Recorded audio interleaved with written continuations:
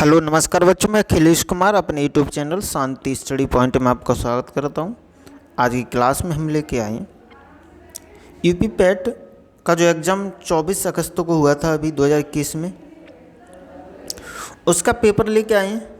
Paper set number A है, पहली shift का पहला पेपर सेट नंबर ए। ठीक है, तो जिन जिन बच्चों का सेट नंबर ए है वो अपने आंसर मैच कर सकते हैं। इसका सॉल्यूशन हम 2 वीडियो में कवर करेंगे।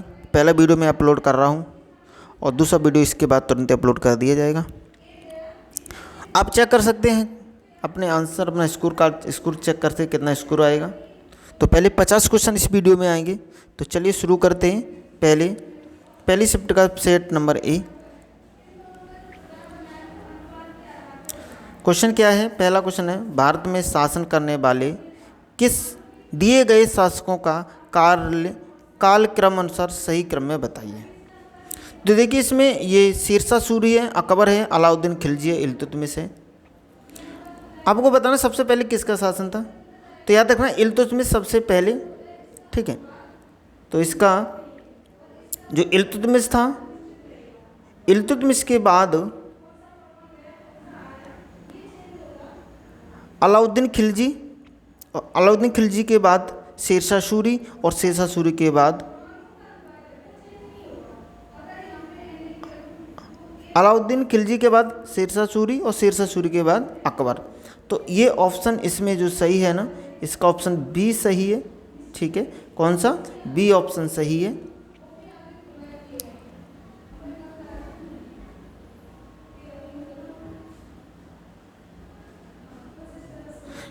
क्रम याद रखना, पहले इल्तुतमिश के बाद फिर खिलजी का शासन रहा, खिलजी के बाद शेरशाह सूरी आया, और शेरशाह सूरी के बाद अकबर आया। तो ये क्रम है, इसके अनुसार हमारा इसका बी ऑप्शन सही है। अब देखते हैं सेकंड क्वेश्चन। निम्नलिखित में से कौन संत शिवाजी के समकालीन थे? तो इसमें जो इसका ऑप्शन सही ए सही है। तुकाराम, संत तुकाराम थे, वो शिवाजी के समकालीन थे। आगे बंगाल के प्रथम गवर्नर जनरल कौन थे? तो जो बंगाल के प्रथम गवर्नर जनरल थे वो वेरेन हेस्टिंग्स थे, लॉर्ड वारेन हेस्टिंग्स। ठीक है, ये बंगाल के प्रथम गवर्नर जनरल थे। तो ऑप्शन, इसका ऑप्शन बी सही है। आगे 3 क्वेश्चन कवर हो गए, चौथा क्वेश्चन देखते हैं।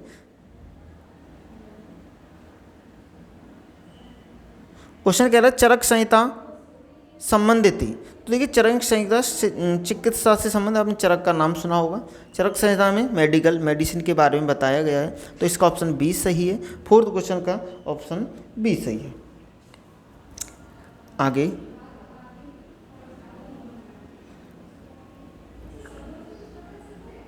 इधर है। ठीक है, हाँ इधर। क्वेश्चन नंबर 5th देखते हैं। 5th कह रहा है कि निम्न में से कौन सा सही नहीं है। तो गलत बताना है। तो जो इसमें गलत है 5वें का, वो ऑप्शन डी है। डी, जो औरंगजेब की मृत्यु हुई थी वो 1709 में नहीं हुई थी, इनकी 1707 में हुई थी। यही गलत है इसका। ठीक है, जो औरंगजेब की मृत्यु हुई थी वो 1707 में हुई थी, या 1709 लिखा है, यही वाला गलत है, 5वें का डी। आगे है, इनमें से किसे भारत के ग्रैंड ओल्ड मैन के नाम से जाना जाता है? तो दादा भाई नेहरू जी हैं, उनको grand old man of India के नाम से जाना जाता है। इसका ऑप्शन ए सही है। आगे बढ़ते हैं 7वें क्वेश्चन की तरफ। 7वां क्वेश्चन है, सन 1915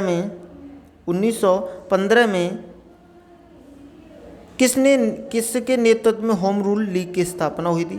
तो याद रखना, उस समय 2 होम रूल लीग बने थे। एक एनी बेसेंट ने बनाया था, दूसरा लोकमान्य बाल गंगाधर तिलक ने बनाया था। तो इसका ऑप्शन ए सही है। 7वें का ऑप्शन ए सही है, एनी बेसेंट और लोकमान्य बाल गंगाधर तिलक। तो इन 2 लोगों के द्वारा होम रूल लीग की स्थापना की गई थी। आगे चलते हैं क्वेश्चन नंबर 8 की तरफ। 8 इधर दिया है, निम्नलिखित में से मिलान कीजिए। जिसमें मिलान करना है तो देखिए जो क्वेश्चन नंबर 8 है, ब्रह्म समाज की स्थापना किसने की? रामकृष्ण मिशन। तो रामकृष्ण मिशन है ना, उसकी स्थापना दयानंद सरस्वती ने की थी। आर्य समाज, ब्रह्म समाज राजा राम मोहन ने बनाया था। आर्य समाज स्वामी विवेकानंद की स्थापना। सत्य शोधक समाज ज्योतिराव फुले ने बनाया था। ठीक है, तो ये मिलान करना है, चलिए मिलान करके देखते हैं।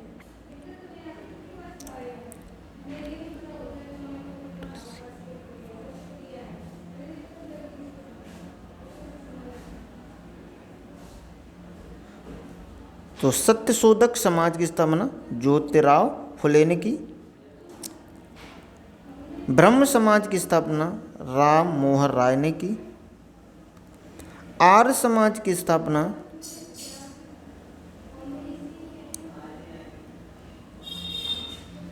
दयानंद सरस्वती ने की और रामकृष्ण मिशन विवेकानंद ने की।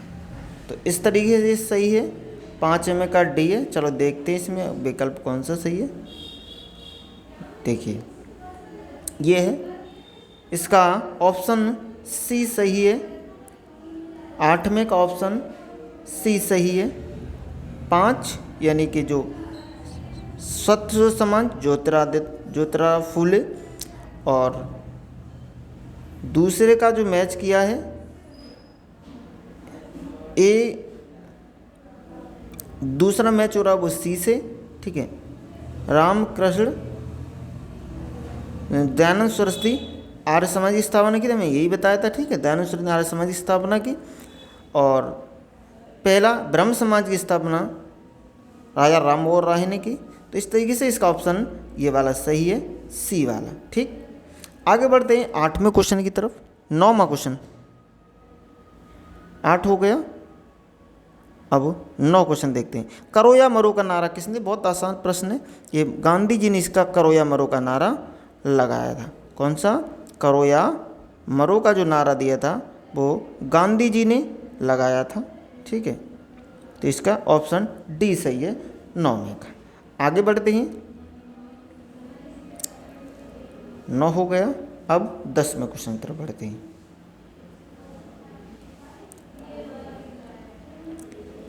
कौन सा जोड़ा, अच्छा ये हो गया 7 हो गया, ये 10 ये रहा।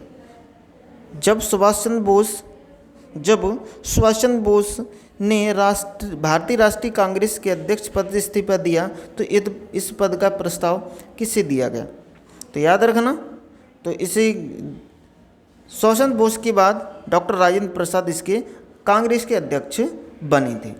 पट्टाभी सीतारामैया से तो सुभाष चंद्र बोस का इलेक्शन चुनाव हुआ था। ये दोनों के बीच चुनाव हुआ था।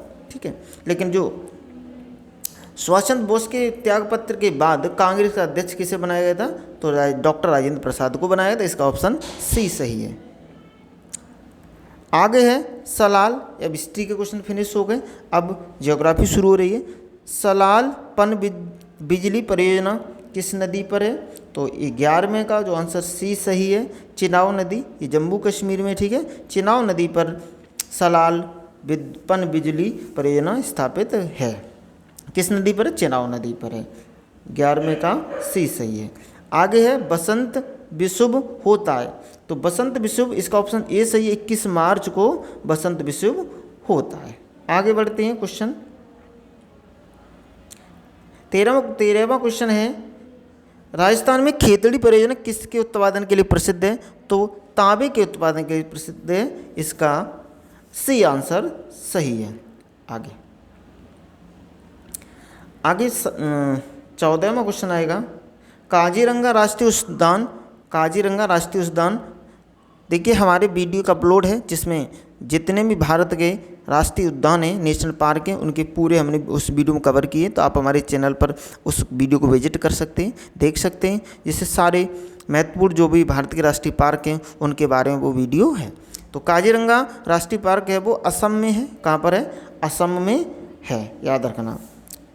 काजीरंगा, मानस, हेमस, ये सब कहाँ के हैं? असम के राष्ट्रीय पार्क हैं। आगे, निम्नलिखित में से कौन सी नदी तंत्र निम्न कौन सी हिमालयी नदी तंत्र हैं। अच्छा, ऐसी कौन सी नदी हिमालय से निकलती, ये बात कह रहा है। ठीक है, तो इसमें 2 नदियां हैं, गंगा और ब्रह्मपुत्र। गंगा और ब्रह्मपुत्र ये नदियां कहाँ से निकलती हैं, हिमालय। तो हिमालय नदी तंत्र में, तो इसका ऑप्शन बी सही हो जाएगा। कौन सा, ऑप्शन बी सही है। चलिए आगे बढ़ते।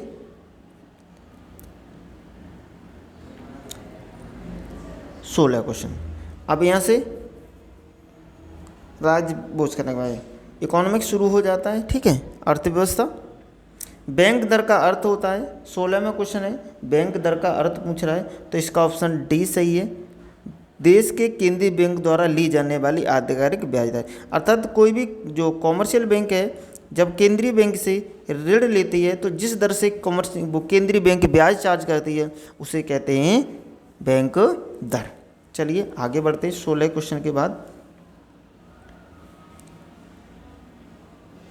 17वां क्वेश्चन है, यदि आरबीआई की नगद कोष अनुपात घटा दे, यदि आरबीआई अपना नगद कोष अनुपात घटा देती है तो साक्ष्य जन की शक्ति क्या होगी, तो बैंकों की साक्ष्य शक्ति बढ़ जाएगी। इसका ऑप्शन सी सही है। देखिए होता क्या है, आरबीआई एक नगद कोष अपने पास, बैंक जो भी कॉमर्शियल बैंक हैं उनका एक नगद कोष अपने पास रखती है।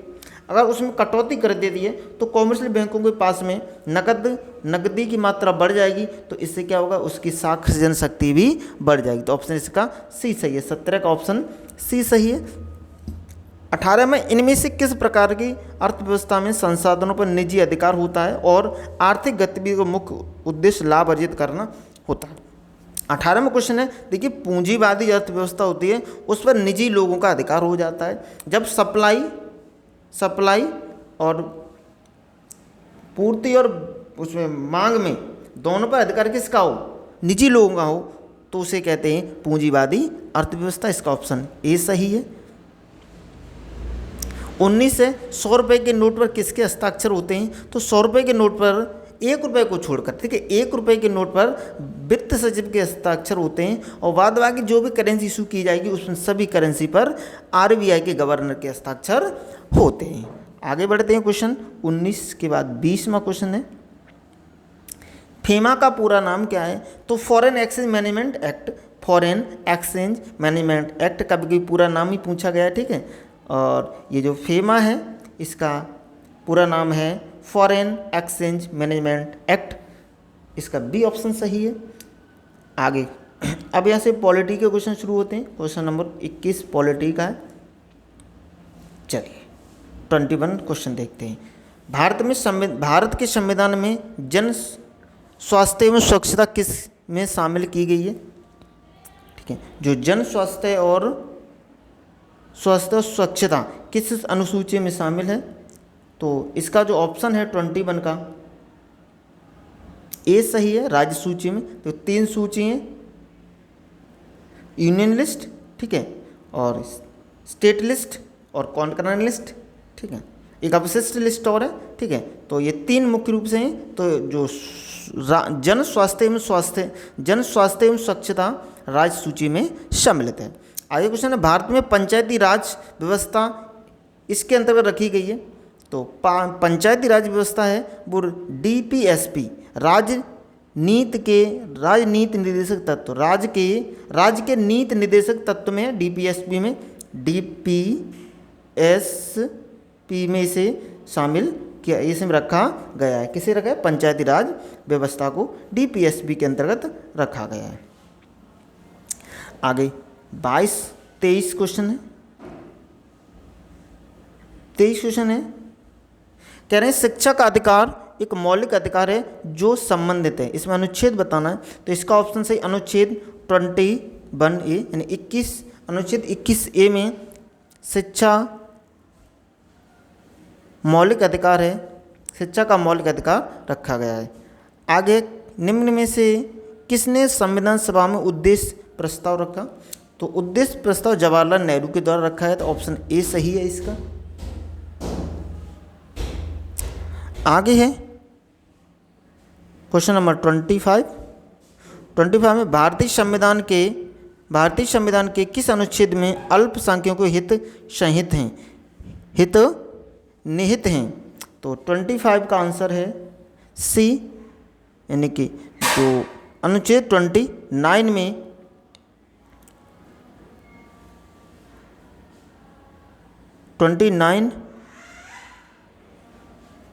25 का जो आंसर है सी है, ठीक है। अनुच्छेद आर्टिकल 29 में अल्पसंख्यकों के हित संहित निहित हैं।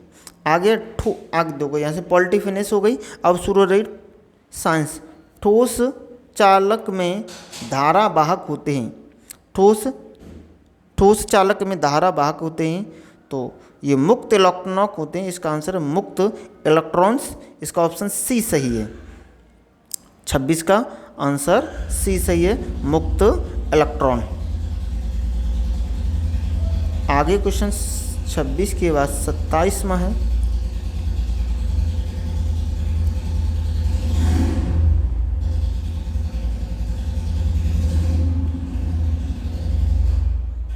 हाँ जी, क्या है? प्रकाश वर्ष किसके मापन की इकाई है? तो 27 का क्वेश्चन, 27 में का आंसर है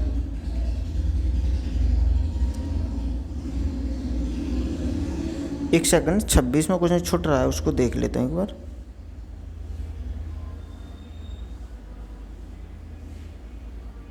हाँ 26 हो गया, ठीक है। इसका फ्री इलेक्ट्रॉन है। आगे बढ़ते हैं 27वां क्वेश्चन कह रहा है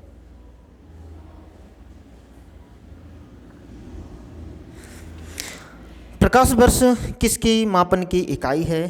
क्वेश्चन 27 का जो आंसर है वो सी सही है। एक वर्ष में निर्वात में प्रकाश द्वारा चली गई, तो प्रकाश की दूरी को नापने का जो वो मात्रक है वो प्रकाश वर्ष है, ठीक है ना। तो एक वर्ष में निर्वात में प्रकाश द्वारा चली गई दूरी को नापने का है इकाई है, ठीक है। मापन किया जाता है किसके द्वारा? प्रकाश वर्ष के द्वारा। आगे है ब्लीचिंग पाउडर का रासायनिक नाम क्या है? 28वां क्वेश्चन है। 28 का ऑप्शन बी सही है, calcium oxychloride. Calcium oxychloride, CaOCl2 इसका ये रासायनिक नाम है। रासायनिक नाम क्या है? कैल्शियम क्लोराइड, ऑक्सीक्लोराइड, ठीक है। Calcium oxychloride CaOCl2। आगे 28 का हो गया, 28 का बी था। 29 18 कैरेट सोने में खरे सोने का प्रतिशत कितना होता है? तो इसका ऑप्शन बी सही है, 75% होता है, ठीक है। इसमें 25% तांबा होता है और 75% खरा सोना होता है, जो 18 कैरेट होता है उसमें। संतरे में सबसे ज़्यादा क्या पाया? बहुआयत में सबसे ज़्यादा क्या पाया जाता है? तो संतरे में विटामिन सी। जितने भी खट्टे फल होते हैं उनमें विटामिन सी की प्रचुरता होती है, तो इसका ऑप्शन ए सही है। 30 का ऑप्शन ए सही है। आगे बढ़ते हैं 30 के बाद 31। अब मैथ शुरू होता है। यहाँ से मैथ है, रूट में क्वेश्चन मार्क है 1/96 इक्वल टू 72/56। तो जो 31 है, 31 का जो आंसर है सी, इसका आंसर सी सही है। मैथ का पूरा सॉल्यूशन हम लेके आएंगे, नेक्स्ट वीडियो बनाएंगे, उसमें हम पूरा सॉल्व करके देंगे। अभी केवल आंसर कवर कर रहे हैं। आप हमारे चैनल को सब्सक्राइब कर लीजिए, वीडियो को लाइक और शेयर कर दीजिए तथा बेल आइकन को प्रेस कर दीजिए। इस मैथ के फुल सॉल्यूशन हम लेके आएंगे, पूरा वीडियो बनाएंगे, डिटेल एक एक चीज़ समझें कैसे सॉल्व होगा, उसका अलग वीडियो बनाएंगे, ठीक है। अभी केवल आंसर कवर कर रहे हैं, तो इसका ऑप्शन सी सही है, 324। आगे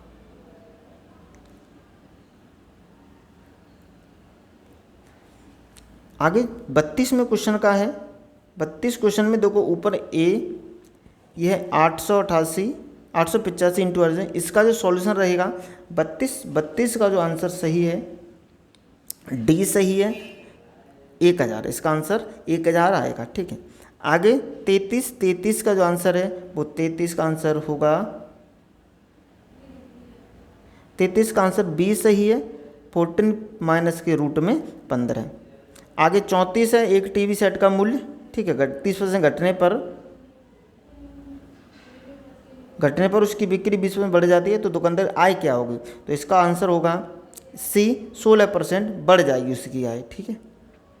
आगे है 35, 4 खिलाड़ियों का औसत अनुपात इतना है, उसमें एक कोच और शामिल हो जाता तो उनका अनुपात, तो कोच की उम्र बतानी है। 20% वृद्धि अनुपात दिया, वो औसत दिया है 18.5, कोच जुड़ता है तो अनुपात जो औसत है वो 20% बढ़ जाता है, तो कोच की उम्र बतानी है। ठीक है, तो इसका जो आंसर डी सही है, 37 वर्ष। आगे 35 क्वेश्चन हो गए हमारे कवर। अब आगे 36 क्वेश्चन। 36 में हिंदी का है। एकल का उल्टा विलोम बताना है, तो एकल का विलोम ए सही है, बाहुल। दर्प का पर्यायवाची कौन सा है, तो दर्प का जो पर्यायवाची है क्वेश्चन नंबर 37 का जो आंसर है वो बी है। दर्प का जो पर्यायवाची अहंकार है। मन को हरने वाला मनोहर होता है, इसका ऑप्शन बी सही है। गागर में सागर, थोड़े में बहुत कुछ कहना, इसका मुहावरे का अर्थ बताना, थोड़े में बहुत कुछ कहना, इसका ऑप्शन बी सही है। और शुद्ध वर्तनी का चयन करना है, तो इसमें महत्वाकांक्षा, ये इसका ऑप्शन सी सही है। कौन सा, 40 का। आगे इंग्लिश है। ठीक है, इंग्लिश के इनसे पैराग्राफ, एक पैराग्राफ पढ़ ली तो उसके बाद आंसर सॉल्व करेंगे। Nehru was the many sided personality, he enjoyed the reading and writing books as much as he enjoyed fighting political and social evil और रेसिस्टिंग ऑफ द ट्रनी। ठीक है, in him the scientist and the humanist were hailed the perfect villains, while he kept looking at the social problem from a scientific standpoint. He never forget that we should nourish the total man.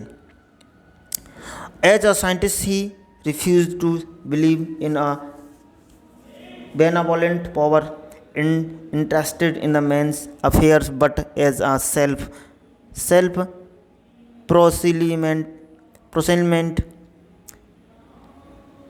proclaimed non-believers.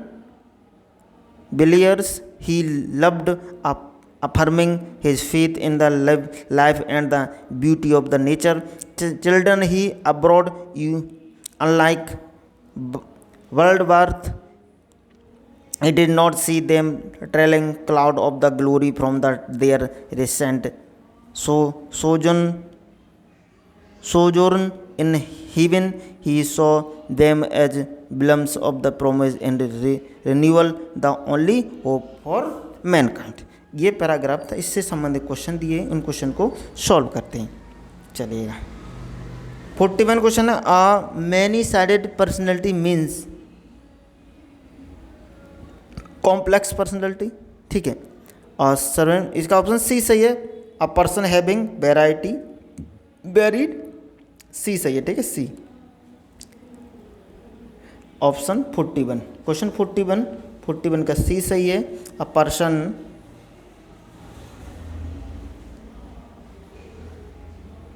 Person having varied interested. चलिए आगे, PT Pandit Nehru enjoyed reading and writing book. आगे, which of the following statement reflecting PT Nehru, तो 43 का जो answer है C सही है, science and humanism are equally important. आगे नेक्स्ट क्वेश्चन की तरफ बढ़ते हैं। Give the synonyms of the famous, तो फेमस का सिनोनिम पॉपुलर होगा, इसका पर्यायवाची बताना है, पॉपुलर है। ठीक है, give the antonyms of the transparent, तो इसका OPQ, इसका सी ऑप्शन सही है। 45 का, 44 का था सी और 45 का भी सी है। अब होता है रीजनिंग शुरू। 46, दिए गए विकल्प में संबंधित शब्द का चयन कीजिए। पक्षी विज्ञान, तो पक्षी है। निर्विज्ञानी, तो इसमें मानव का अध्ययन किया जाता है। आगे बढ़ते हैं 47, उस शब्द का चयन कीजिए जो समूह में सभी शब्दों से भिन्न है, मेल नहीं खाता है, तो इसका ऑप्शन देखो, दही, मक्खन, पनीर दूध के प्रोडक्ट हैं, और तेल यहाँ से नहीं निकलते, अलग से है। ठीक है, तो ये इसमें ऑयल अलग है, सी ऑप्शन है इसका सही। आगे 48 का ऑप्शन ए सही है। ठीक है, ये उसकी प्लेस वैल्यू से संबंधित है, तो इसका ऑप्शन ए सही है। 48 का। अब है 50 रीता की ओर इशारा करते हुए निखिल ने कहा कि मैं उनकी माँ के पुत्र का इकलौता पुत्र हूँ। तो माँ मतलब उसकी बुआ हो गई, ठीक है, वो अपनी दादी के बारे में बात कर रहा है, बुआ से बोल रहा है कि मैं उसकी माँ का इकलौता पुत्र हूँ, माँ के इकलौते पुत्र का पुत्र हूँ। तो वो उसके भाई के, रीता के भाई का लड़का है, तो बुआ हो गई वो, ठीक है। आगे इस वीडियो का लास्ट क्वेश्चन है, यदि किसी वर्ष में 25 अगस्त का शुक्रवार है तो उससे अगले महीने में सोमवार की संख्या कितनी होगी। 50वां क्वेश्चन है। 50वें क्वेश्चन का सी ऑप्शन सही है। कितना? सी। ठीक है, इस तरीके से हमारा ये वीडियो फिनिश हो गया। आप अपने आंसर चेक कर लीजिए। नेक्स्ट जो पार्ट है उसका दूसरे वीडियो में कवर करेंगे। हमारे चैनल को सब्सक्राइब कर लीजिए, वीडियो को लाइक और शेयर कर लीजिए। चलिए मिलते हैं नेक्स्ट वीडियो में। Okay, take care, bye bye, enjoy the video.